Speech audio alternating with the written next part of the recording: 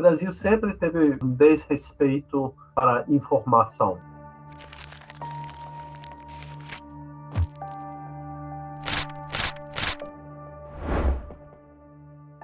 O conceito de liberdade de expressão é algo relativamente recente. Essa ideia surgiu junto com as repúblicas modernas, com os ideais iluministas. Mas antes de falarmos sobre isso, precisamos primeiro entender quais são os conceitos de liberdade. A maneira como a gente fala agora de liberdade de expressão, entender isso como liberdade, é simplesmente uma tradução, uma adaptação dessa ideia ao contexto das grandes sociedades que surgiram a partir da Idade Moderna, e particularmente a linguagem do liberalismo democrático constitucional, que se instaurou após a Era das Revoluções, ou seja, final do século XVIII, começo do século XIX.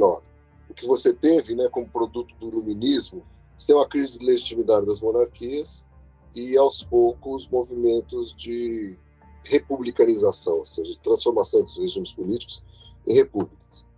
O mais estridente deles na Europa é a Revolução Francesa, de longe, porque foi violenta e gerou, vamos dizer, uma quantidade enorme de discursos, de escritos, pensamentos, nesse sentido da reforma radical da sociedade, do sistema político, de um sistema monárquico para um sistema republicano. E nos Estados Unidos, a independência dos Estados Unidos, que se deu pela negação da monarquia, que era o regime que governava os ingleses americanos até então, que eram cidadãos ingleses, fundação de uma república que mais tarde passa a receber o nome de democracia. No começo era só república, eles chamavam. Foi só a partir do século XVIII que a liberdade de expressão passou a integrar as constituições liberais como direito fundamental. Já no Brasil, o direito à liberdade de expressão nem sempre foi garantido. Passamos por diversos momentos onde a censura foi legalizada, como a Era Vargas e a ditadura militar. Então você vê isso no caso do Brasil. Se houve grandes avanços econômicos no Brasil nos anos 70, por exemplo, quando também houve restrições à liberdade de expressão.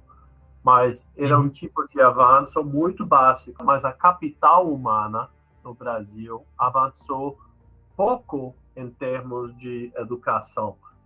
E a gente vê os resultados hoje, que a educação média no Brasil é 7 anos de escolaridade. O Brasil sempre teve, digamos, um desrespeito para a informação. E é um desafio legado histórico que tem que se superar. No início dos anos 2000, um caso muito emblemático aconteceu, gerando um novo debate sobre liberdade de expressão. O escritor Siegfried Ellwanger, em seu livro Holocausto, Judeu ou Alemão, nos bastidores da mentira do século, defende que, na verdade, os alemães teriam sido vítimas de judeus. Um dos julgamentos mais importantes e polêmicos da história do Supremo Tribunal Federal. Ellwanger foi condenado pelo crime de racismo, primeiro pelo Tribunal de Justiça do Rio Grande do Sul, depois pelo Superior Tribunal de Justiça, que manteve a decisão anterior do Tribunal Gaúcho, e em mais uma tentativa de reverter a decisão contra ele,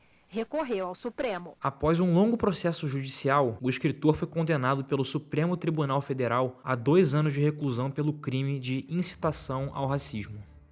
Assim, os teóricos políticos, inclusive quem entra para a área do direito, entre eles, por exemplo, Rawls, mas tantos outros, sabem que os sistemas de liberdades básicas são sistemas de liberdades que se autolimitam. Não existe nenhuma que é absoluta. Então, todo discurso que tenta absolutizar uma certa liberdade, por exemplo, a liberdade do usufruto da propriedade, ou a liberdade de expressão, são discursos, na verdade, que redundam em distorções, quando não em soluções pouco democráticas. E nas redes sociais, o problema é de outra natureza, porque as redes sociais não produzem conteúdo, mas circulam conteúdo que outras pessoas produzem.